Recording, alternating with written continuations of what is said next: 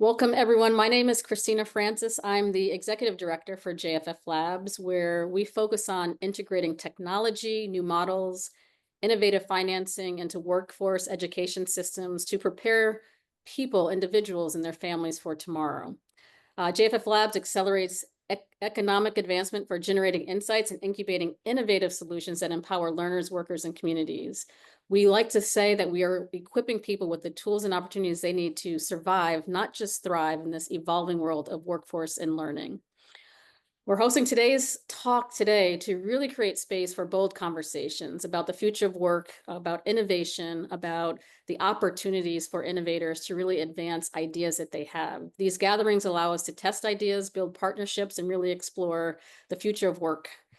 Today's discussion, we're going to focus on entrepreneurs, a real critical stakeholder in the work that we do.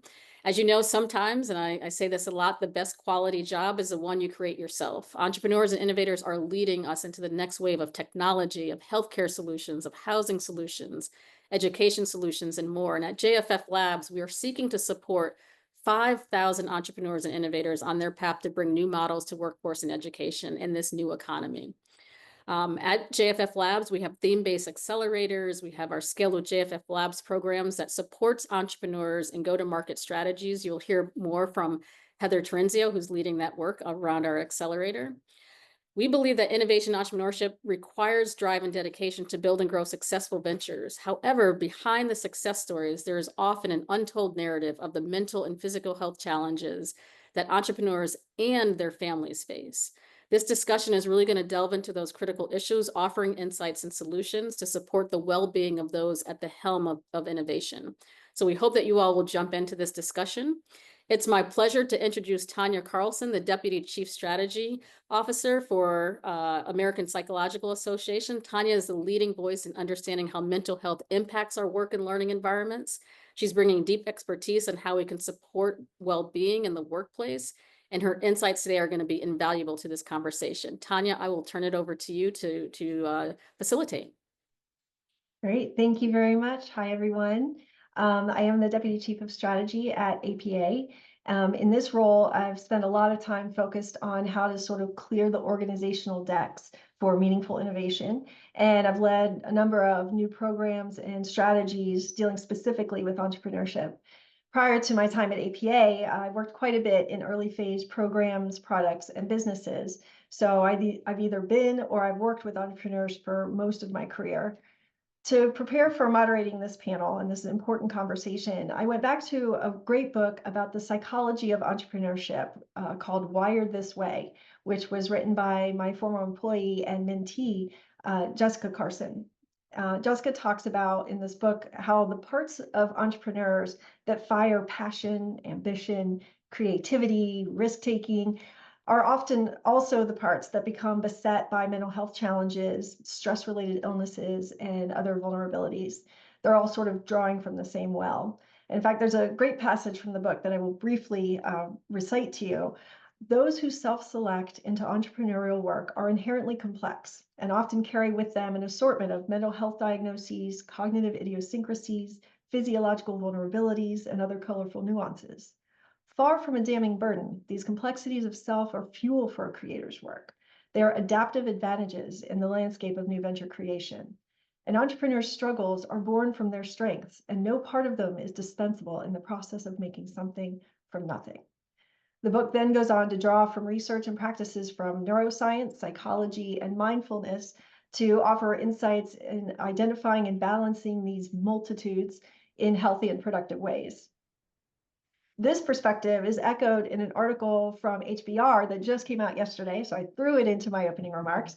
The article is called The Strengths and Weaknesses That Set Founders Apart.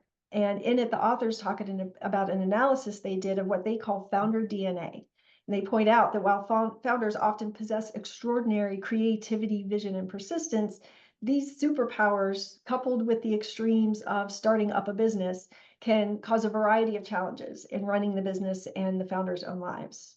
So I'm sharing all of this as background for this important conversation at the intersection of entrepreneurship and mental health, because we're going to talk through some of the specific challenges of entrepreneurship and the mental and emotional loads that entrepreneurs must carry. and then share insights on how to stay healthy and focused on all of the work that entrepreneurs are called on to do to keep things moving forward. So enough from me. Let's kick off the conversation with Heather Terenzio, who's Director of Entrepreneurial Programs at JFFLabs and a successful entrepreneur in her own right. Heather, let's start with having you talk a little bit about your personal entrepreneurial background and how it led you to JFFLabs and this accelerator model, which emphasizes impact on innovation and economic mobility. Thank you so much, Tanya. Hi, everyone. Thank you so much for joining us here today. My name is Heather Terenzio. I'm a director in entrepreneurial programs here at JFF. And before that, I spent 20 years building 2 different companies, exited both of them. The most recent company was around software development services and apprenticeships. And so while we were providing software services, we were also developing the next generation of software developers using an apprenticeship model. And we were the very first Department of Labor registered apprenticeship program in the United States. And as a result of that, we raised $10 million of venture capital. So we were going really, really fast. But one thing I realized as an entrepreneur and as we were growing the business is that you feel very much alone. And when you're at home with your spouse or partner, you know, it's really hard for them to relate what you go through as an entrepreneur when you're talking to your employees. You're trying to keep things light and happy and upbeat, but underneath the surface, you know, you're pedaling like crazy. You're trying to keep balls in the air. You're trying to keep investors happy, employees happy, your spouse happy. And it's a lot. And you really don't have anyone to talk to. But something that really changed my journey was that I joined an organization that brought together entrepreneurs. It was called Entrepreneur Organization. It's an international organization. It brings you together with entrepreneurs where you share the ups and the downs and the journey. And so when I was thinking about, and Christina challenged me to create this program, I thought about how to join together networks, but also like, how do we create a community where the entrepreneurs can share what's working, what's not working, how can we solve issues together? And so I wanted to bring this concept into our program. And so we really look for entrepreneurs who are open, who are transparent, who want to share the ups and the downs, and who want to grow together. So. And JFFLabs uses a theme-based cohort model. Can you talk about the advantages of that approach and the support that it provides? I feel like this is a really important aspect to our program because we look for a theme, and right now we're running a personal financial success theme, and you'll meet Kelsey a little bit later. But we're all focused on creating new financial services models that will empower the next generation of workers. And so we're all coming at this problem, but from very different perspectives. And none of the companies in our cohort compete with each other, but they're all trying to solve the same issues. And so when we bring those entrepreneurs together, they're also bringing their networks, their contacts, their thoughts, their ideas, and we're able to share that openly with each other. And that really levels up everyone to think outside the box, think creatively, and then help each other to push their ideas in directions and ultimately, hopefully, make them more successful. That's great. So you're sort of crowdsourcing solutions to big problems while also creating support among all the entrepreneurs. Can you talk about how the community addresses or supports the mental health challenges for entrepreneurs? Yeah, so I mean, it is like helping each other, and it's about having each other's back. It's around just being able to commiserate, and I think that's a huge part of just working with other entrepreneurs, that other people who understand you and get you. And that's just someone you can be transparent with and just release all the pressure that you've been building up. And we only meet once a month, unfortunately, but just to have that escape valve and be able to share what's working and not working, and just to hear that not everyone's a rocket ship taking off and doing amazing, but everyone's going through some kind of struggle, and that we can be there for each other to help them through that. And then JFF itself also brings all kinds of services that we can bring to the entrepreneurs to help them talk it through, understand, like if it's contacts or data or mentors or speakers, whatever that is, we can bring that to the system as well. Okay, and then just one last question. What role can funders play in supporting programs like these? Yeah, I mean, I personally think entrepreneurs are the ones who will change the world. And so even at JFF, when we're thinking about new ideas, new problems to solve, like entrepreneurs are the ones who are on the ground solving these problems. And so if there is a funder or an idea out there that we're exploring, it's a really interesting way to see if it's going to work, how it might work, what doesn't work in this entrepreneurial system. And so bring your idea to us and let us work it through with entrepreneurs and see like where the product market fit is, which ones are going to take off, which ones maybe not so much. And so it's really helping us to get the next generation of entrepreneurs and their ideas off the ground together. That's great. Thank you very much. Thanks, Tanya. We're going to shift our attention a bit now to discussing how entrepreneurs can prioritize their mental health while pursuing their business goals. We all know that being a founder means you have 1,000 plates spinning at any given time, and you don't want to risk dropping any of them. That's a lot of pressure, and that pressure can take a toll on even the most seasoned and sturdy entrepreneur. And I have more data for you. The last year, a company called Startup Snapshot worked with Intel Ignite and other organizations to survey more than 400 early stage startup founders to assess how entrepreneurship has affected their mental health. The report is called The Untold Toll: The Impact of Stress on the Well-Being of Startup Founders and CEOs. And in it, 72% of founders reported that entrepreneurship has affected their mental health, including 37% citing anxiety, 36% citing burnout, and 10% citing panic attacks.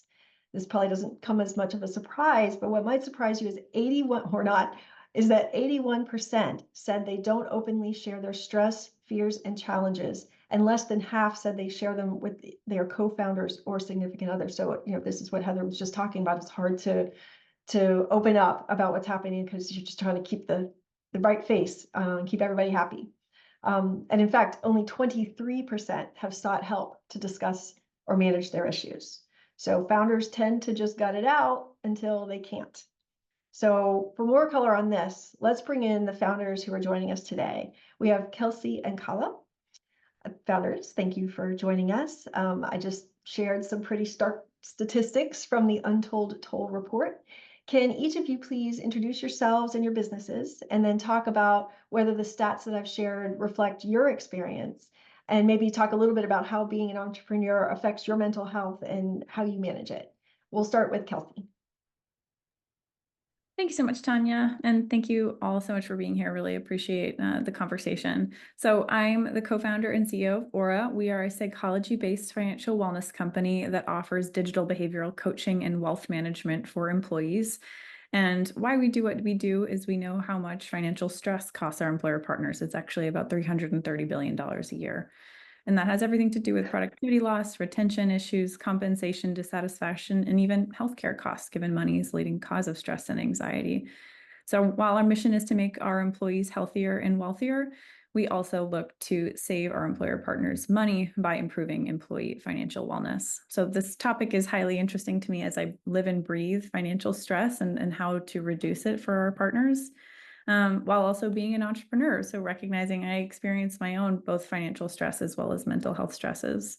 And to maybe I'll let Kala introduce herself first before I dig into answering your question, Tanya. Sure. Hi, everyone. Dr. Kala Fleming, founder and CEO of Frontline Gig.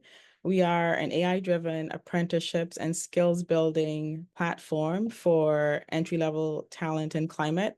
The goal that we have is to provide trades-focused sort of blue-collar individuals with their first paid work or training opportunity to the green economy, ultimately just making it more friendly and accessible, if they didn't, I guess, go to school for it. And so I'm not sure should I pass back to you? Either way. I think maybe the other thing I should maybe add for some color on my background. I'm also one of the cat ladies that's being talked about very much, I think within our current political discourse. I don't have a cat though. So, and I bring that up because I think that maybe changes a little bit the things that I stress out about. I think a part of how I'm even sort of set up as an individual and the levels to which I need to accommodate thinking about family and all of those things. I guess I would say that I probably skew to being a little bit more selfish in general, where it's my default is to really think about, well, how am I gonna, is this a good decision for me? Am I doing okay? And I think for my entrepreneurial journey, probably the other piece that affects how I think about mental health, I do think it's something that I'm even learning a little bit more about for how to think about it. Because it's one thing to look at stats to talk about an issue, but when you're going through it, I don't know that I'm actively always thinking about a thing called mental health. I might be thinking about how it is that I'm feeling. So my background is also that I grew up in the Caribbean, and like such terms and topics where you're like, thinking of like specifically focusing on mental health were probably not the first thing top of mind. So you kind of suck it up if something is kind of going wrong. And I think that's kind of been one of the pieces also that sort of built out like how I am navigating this entrepreneurial journey. And the one other piece I would add as I was thinking about this topic is that I also have a background where I'm a researcher at heart. And so, when you work within big tech before coming to startup land, as a researcher in big tech, you're forced to push the boundaries of innovation, and like it's not weird to necessarily be the only one. So all of that to say, for the times where I think I resonate with the sentiments around feeling as if you're sort of lonely on the journey, or there's certain decisions that you have to make where it's just like kind of up to you.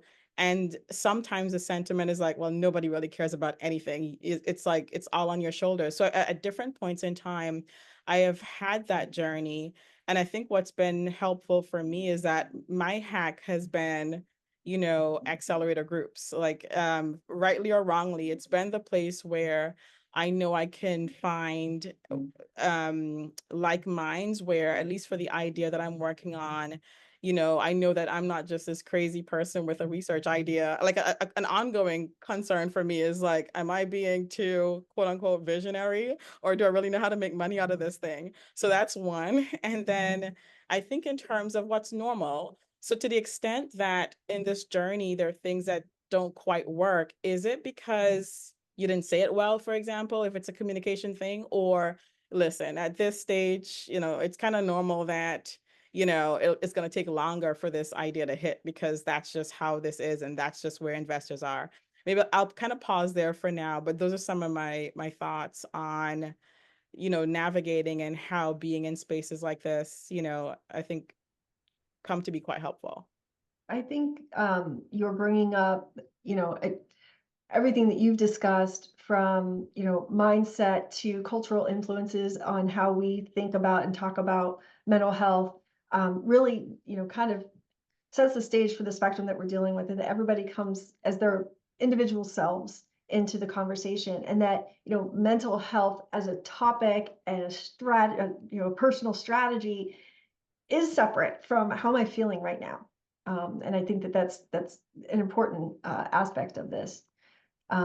Kelsey, do you want to talk a little bit about your personal sort of perspective as an entrepreneur? Yeah. So maybe I'll kind of just start with the hacks that I've leveraged. And if I believe in these stats, I very much so resonate with them. I've been an entrepreneur full-time for almost 4 years now. And I have always found that I've been able to lean on a pretty intimate community. So I've been a part of a number of accelerators, including the JFF program. And for me, as someone that's more of an introvert, I really value intimate conversations and intimate relationships, Whereas it's always been a challenge to me to go to a big, founder happy hour where there's 100 people in a room. That's less how it fills up my cup. Whereas deep relationships with founders, where if I'm having a really tough day, I don't necessarily need to call them for strategy help. I need them to just kind of share the mental weight with me. And so that's been very, very helpful so far. I'd also say I've leaned on coaches, and that has been a journey for me. But I now have a coach that I deeply trust. She helps me, navigate, growing in my own confidence, learning to trust myself more, as well as navigating relationships in teams and clients and investors, et cetera. So having that kind of third party that I would consider different from a therapist. I have gone to therapy, but I found a coach that has worked with entrepreneurs as well as bigger corporate companies to be extremely helpful. The thing I'll also mention is in the beginning of my career, I had originally thought that there was kind of more of a right way to be a founder, and that a lot was influenced by the discourse on platforms like Twitter or X.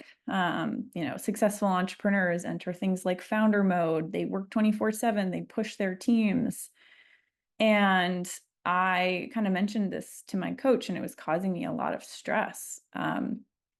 And we found, there is no one right way to be a founder, but there's a right way to be a founder for you.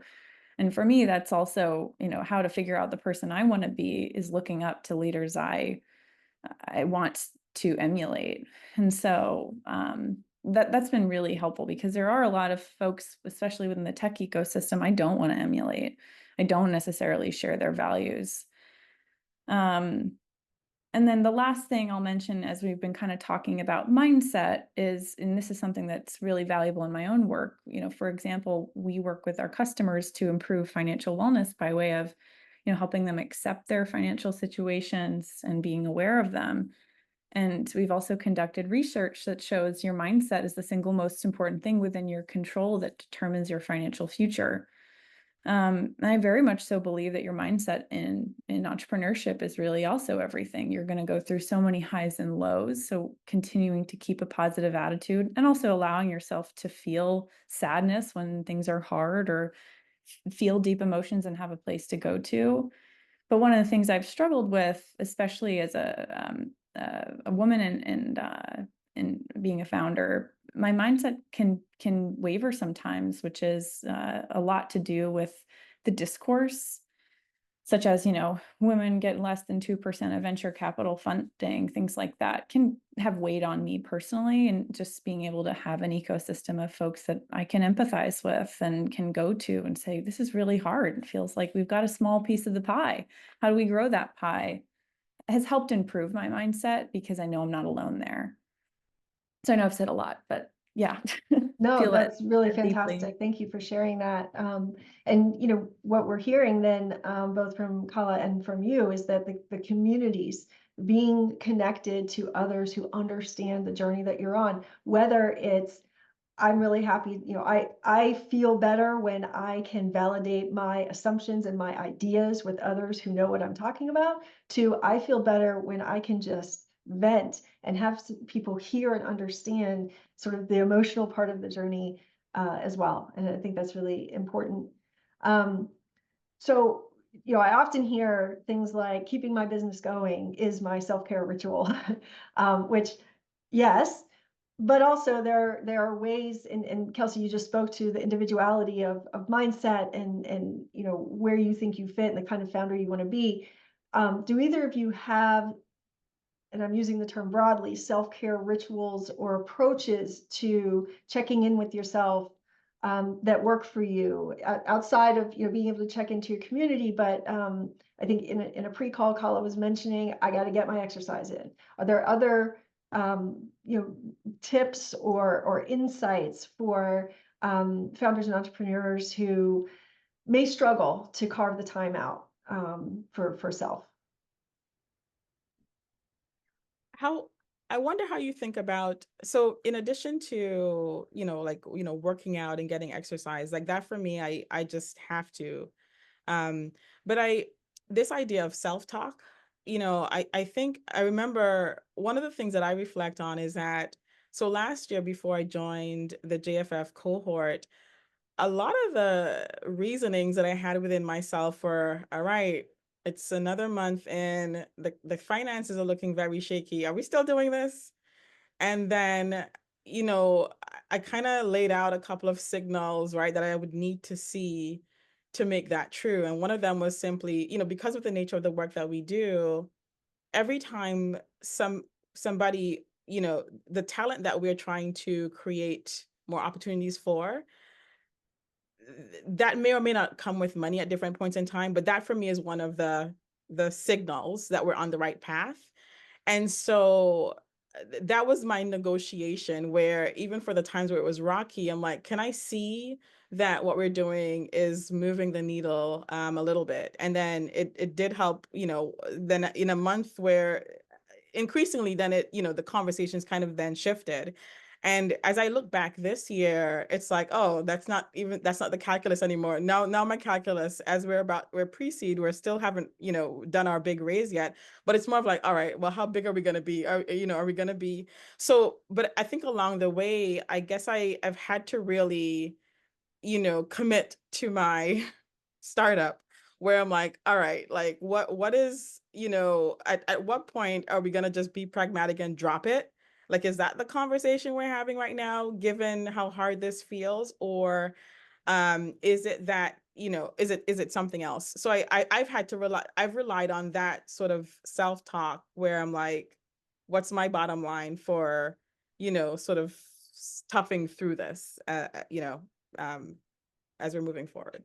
I think that's an important point. I've said to my children, and I borrowed this from somebody else, your brain is a computer and your self-talk is the program that it runs.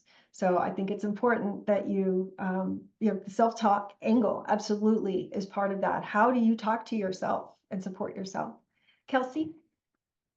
Yeah, I think a couple of things that I do, and at the top of the list is making sure to celebrate wins and give yourself the opportunity to come back to them. So one of the things our team does whenever we have a win, no matter how small or big, we'll share it within the company internally. And it's just a Slack, channel, #wins. And for me, if I'm having a hard day, I'll go back to that channel and I'll look at all the things we've accomplished and how many people we've helped. And that does help boost my mindset and confidence, recognizing I can really see it tangibly in front of me. Walks around the block are huge for me. As an entrepreneur, you're going to face a lot of rejection. It's much more frequent and often than you do have those wins. So for me, giving myself kind of a chance, even if it's just a few minutes, to really, from a physiological perspective, reset, helps kind of calm me down and prepare me to, okay, let's walk away from it and move forward. Has been really helpful. I used to stand up and kind of try to shake it off, and that wasn't really necessarily enough for me. So walk around the blocks help. And then another thing I do, I think I was really focused on, how do I optimize? How do I work as much as possible? How do I continue to be a fire hose or drink from a fire hose? And I was reading all the startup books. I was, going on walks and listening to Audible of negotiation books, sales strategy books. And what I realized was I wasn't giving my brain a break. And so now I read a lot of fiction. I'm reading a witch novel, this book for Halloween, and it has allowed me to realize that I am a person outside of this job, and allowing your brain to shut off is doing as much work as when it's on work. Thank you. Thank you both for those personal tips. One last question for you. I'm going to share more data because I love data. Renowned psychiatrist Michael Freeman, who's also cited in Wired This Way, has said that 40% of founders are experiencing mental health conditions. And Noam Wasserman from Harvard Business School has said that 65% of startups that fail do so due to human-centric reasons, 20% of which are directly attributable to mental health. Given this, it would seem that VCs and investors have a vested interest in the mental health of their founders. In your opinion, then, Kelsey and Kala, how might VCs better support mental health while still demanding accountability for results? Yeah, I can maybe start on this one. So I came from a previous Techstars program, and they assigned us coaches. And what I think was so smart about it is coaches are really expensive, and they gave us a number of weeks free on the program. As I graduated in December, I still work with this coach. And so the barrier to entry was high from a cost perspective. But once I started realizing that there is a significant value to this, and you're also going to see business impact, we made it a priority as a business. So I think that venture funds and different accelerator programs, removing that initial barrier is really important to create an on-ramp. And also figure out ways in which they can work to compensate those types of programs. I'm actually starting to see this more and more, whether there are coaches on staff or coaches that are consultants to the funds or programs. I think that's a huge thing that you can do to motivate founders that are probably trying to save costs in any way they can. Kala? I don't know if I have a good answer to this, because what I would want, or I think to the extent that we have, so like a JFF with the accelerator model, what I like about it is, in addition to community, I'm still narrowly focused on, I need to be making progress. Like I wanna know, who should I be talking to next? Who should I, because like that at the end of the day. So if there are ways that, beyond immediate funding, that you can, I guess, have just lower on-ramps to the things that move you forward in your business, more efforts into those pipelines for somebody like me are what would help. I'm so okay with coaches, because I don't know, I I don't mind having the conversations, but I think when I'm done with that, and I think I'm roughly okay, I'm still left with the gap that I need, the chasm that I need to cross, where I need to get the next deal. And so again, to the extent that these are the unhealthy ways in which mental health and the business are connected, there's just a practical reality that, to the extent, I mean, again, it could just be one more conversation where, even if it doesn't convert to being a thing that I monetize, but I learned something every time I talk to somebody who is within the sphere that we serve. So even if it's as simple as that, but I think figuring out if we're partnered together and we're in the same ecosystem, how can we tighten up that so that I just have less labor to do to get to my next step? And being more thoughtful about orchestrating that around me is more of what I would be looking for. Well, I mean, you're singing the praises of what accelerators help to do, right? Which is put you in connection with the various stakeholders that can help you move your business forward and answer some of those questions, address some of those gaps. So I don't think that's a wrong answer, or you're doing it wrong. Because you have to keep things moving forward. And when you're not, that's when the mental health starts to really go sideways. So well, thank you both so much for sharing your thoughts and your perspectives.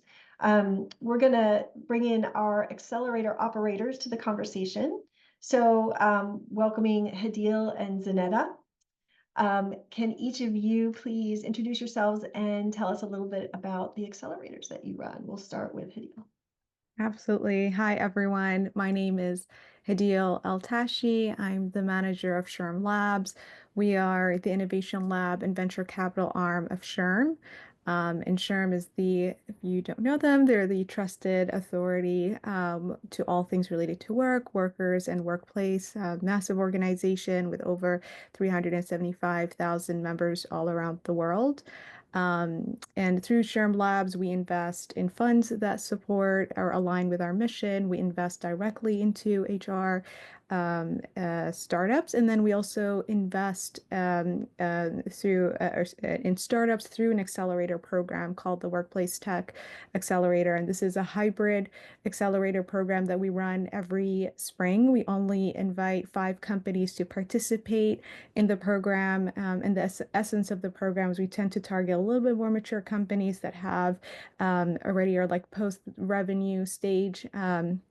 And we put the power of SHRM behind these companies, provide them with necessary insights, opportunities, and connections to really take their business to the next level. A little bit about myself. I've been doing this for a while, designing and operating programs at communities for founders. I've been doing it for almost a decade through corporations, nonprofits, and VCs. So very passionate about this topic, and I'm very excited to be here today. Thank Great. you, Zanetta. Hello, everyone. Zanetta Kelsey. I am the co-founder and CEO of AccessMode. We are a nonprofit business that accelerates tech businesses. We're based in Denver, Colorado. We've been around for just under 3 years. We've run 3 cohorts of companies, and we've helped our companies already in the past 2 years since they've been raise about 3.5 million between them. We focus on tech-based businesses right at kind of the crux of coming up with an idea and ready to move that idea into their MVP stage. That's what our current accelerator model does. We are also evolving to align with the new Tech Hub designation that Colorado has received around quantum computing, and are working with our new tech hub, Elevate Quantum, to begin thinking about how we become the new Silicon Valley and focus on advanced computing and getting entrepreneurs in at the beginning, especially those who are racial minorities and have an opportunity to build with advanced computing.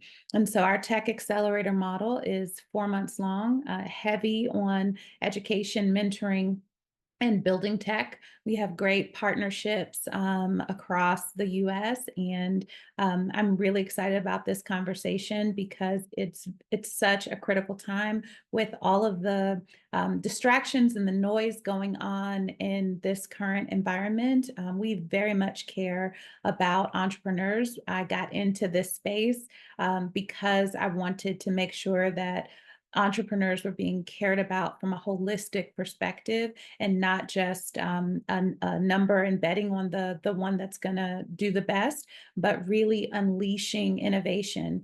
And to unleash your innovation and your creativity, you have to be free in mind and barriers removed for that to happen. And so that's what we focus on. I love that. Thank you. Well, let's start with sort of your take, and we'll start with Zanetta, about what you've heard today and what our founders were sharing. What points were particularly relevant or resonant for you based on what you've seen working with entrepreneurs and what your accelerator attempts to accomplish? Yeah, so everything that Tanya and Kala shared resonated, all of it. It's nothing that I haven't heard already from entrepreneurs. And, this is a really difficult time, especially for entrepreneurs who are in the spaces that DEI touches. This year has been particularly challenging for those who are in this space.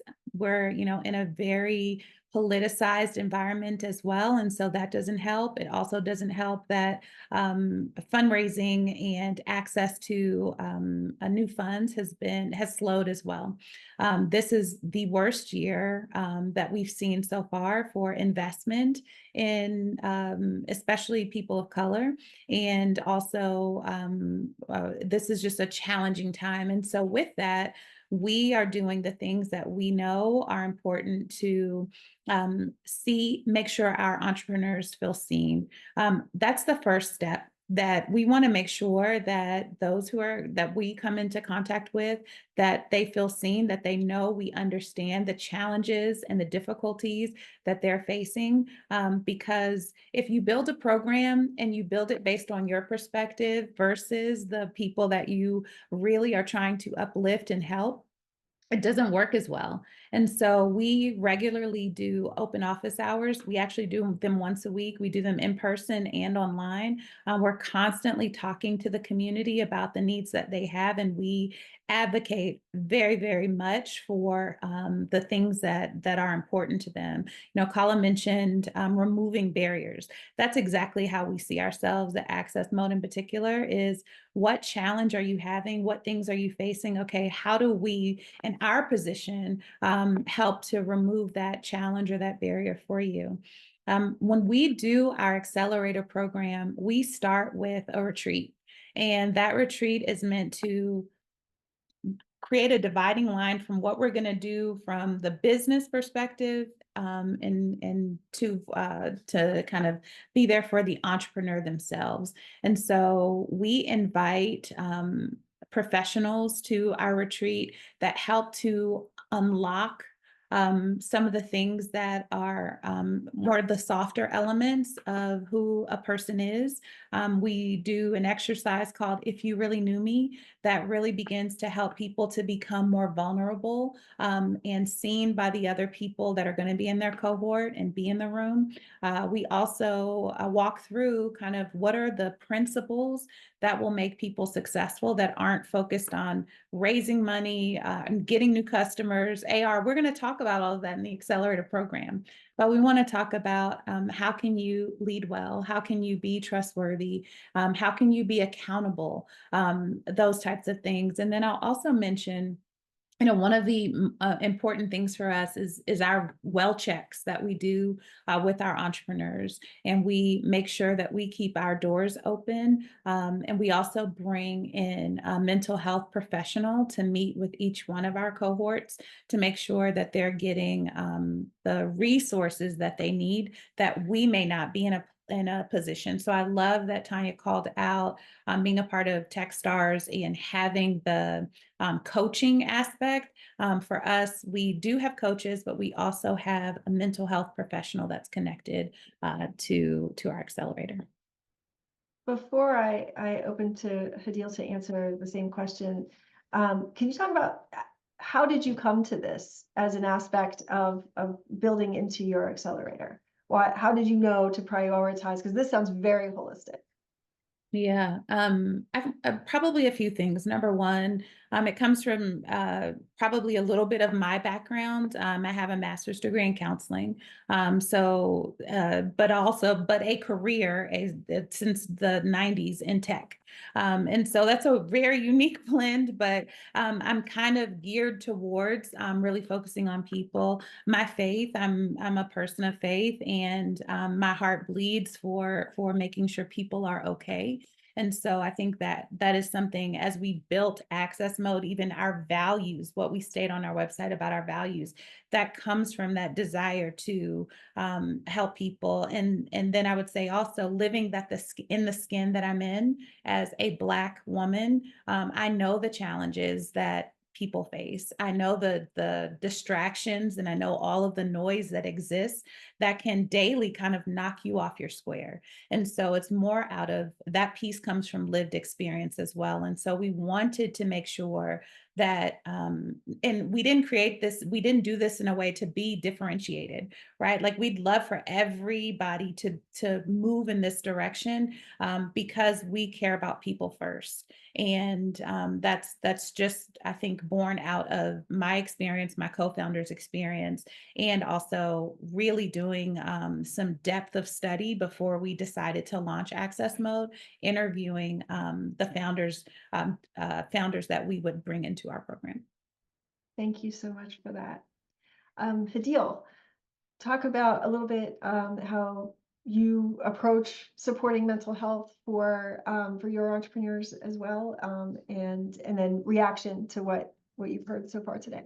Yeah, I mean, there were definitely a lot of things that was said today that I thought was great, and I think Kala and Kelsey, like both of it's so interesting to see because like whatever you guys find as outlets is so different, and I think that's so important for accelerator program operators to remember.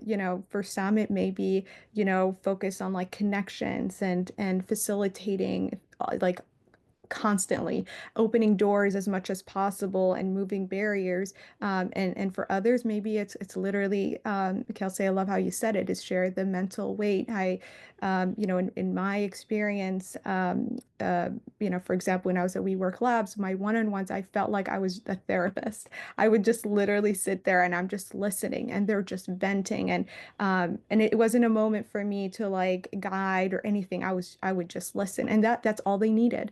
And so I think it's very important for to just understand there's a lot of nuances, a lot of people, different backgrounds, different needs that come into play, and we just have to be flexible. We have to be creative in providing a space for everyone here. And Tanya, your comment about the 81% of founders not sharing, like it's so, like, honestly, I am not a founder. I don't know if I can be, because it just terrifies me. Like, I have so much respect for founders. It takes a lot. More power to you all, and maybe I'll get there at some point. But it terrifies me because you're constantly on the go. You're trying to put this persona. You're trying to sell either sell this idea that you have the best solution, everything is great, everything is wonderful, right? And in reality, like, it's okay, that's life, it's up and down. Like, maybe you don't know how you're going to pay the bills next month, and that's just the reality of it. But it's just so easy to just keep this facade, and like, as you engage people, you're always like putting on this image that everything is okay. And I think that, for accelerator operators, it's so important to just like get into that human and provide that space of like, it's okay. Like, I'm not judging you right now. Everything's gonna be okay. But like, how are you doing as a human? Like, how's family? Is your mom okay? Like, there's just so much things that that's outside of this company that this founder is working on, and I feel like we just have to be a little bit sensitive about that. But that's kind of like what resonated with me, Tanya, and I just feel like it just, I'm like taking notes about the coaching. I love, Zanita, what you guys are doing with your accelerator program. Like, maybe that's something that we need to include in ours as well. But definitely taking a lot of notes here. That's wonderful. Thank you both so much for your insights on that, and how you support the wide variety of needs that founders have when they come into your programs. So now I think we're ready with our remaining time to open the discussion to questions from our attendees. And Lauren has been watching the chat and collecting questions. So take it away. And actually, no questions have come through the chat, but with it being a more intimate group, we'd like to invite you all to come off mute and ask questions directly. Or if you're unable to come off mute, and if you want to drop your question in the chat, I'm happy to ask it directly.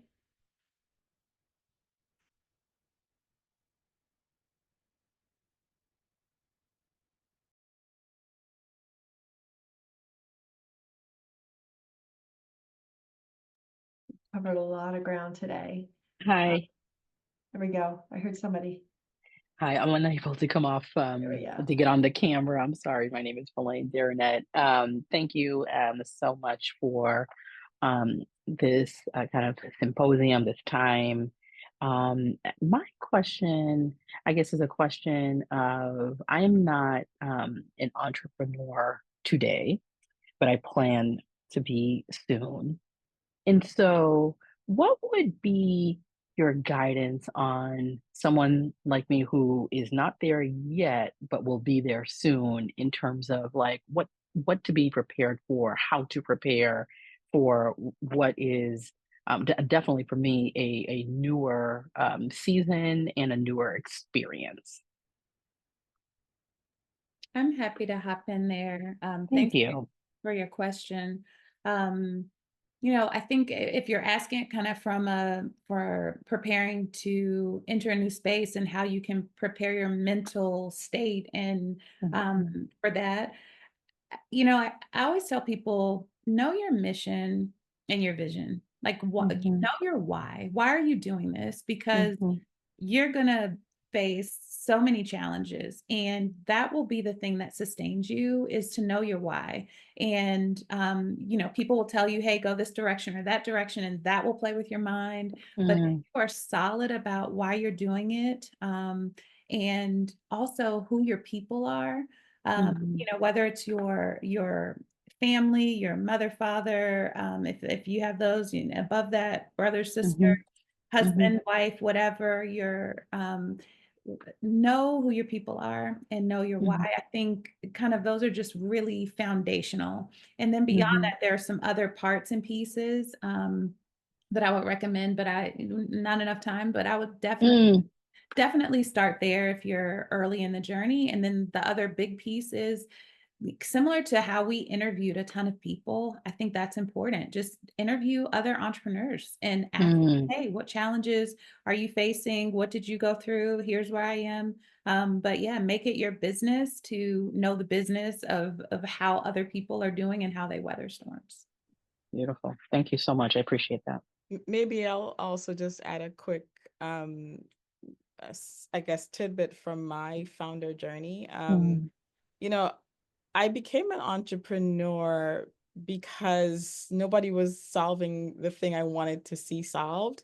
So, and I come to entrepreneurship, I think, like I mentioned earlier, from big tech, and the space, or for what I wanted to see happen, when you think about grassroots and how, underinvested neighborhoods are able to win from the latest thing that's happening, very big picture, like there just wasn't enough of that happening. And I didn't see a way how to fulfill my Robin Hood complex, even though I tried as much as possible in big tech to always break off a little something, something, like, I just was not able to really do that very much anymore.